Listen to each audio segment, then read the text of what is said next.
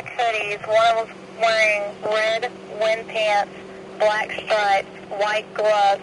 The other black male was wearing baggy blue jeans and blue rubber gloves. All units be advised suspect descriptions.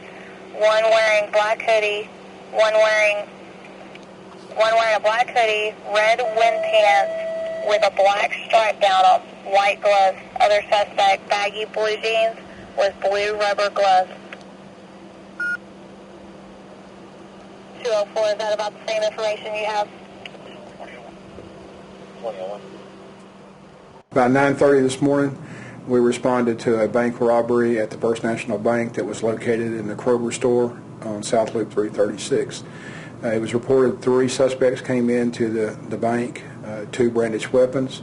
One jumped over the counter. They approached a manager and a teller in an attempt to get money from them. At some point in time, they got nervous and they left the scene without any money. They got into a blue minivan and left. At the same time, there was a Willis plainclothes investigator who was in the area, and he was not aware of the robbery, but he saw the suspicious activity. He followed the vehicle, relayed the information to Conroe PD dispatch, and they forwarded it to units in the South County area.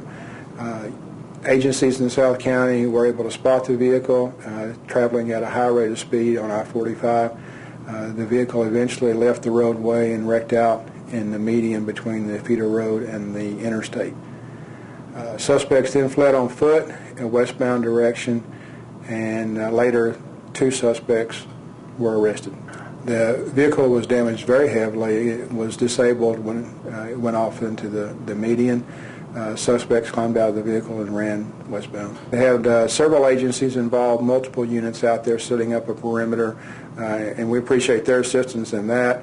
We were able to locate 2 suspects and get them into custody. We did find a 3rd person of interest, and he was detained and brought to the station for interviewing as well.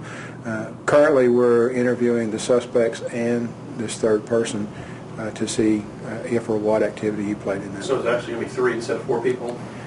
We believe there may be as many as 4, but we're actually interviewing 3 right now. There were no injuries at all in the bank. Of course, there were some scared tellers and employees at the bank, but it was very fortunate with the weapons that nothing occurred.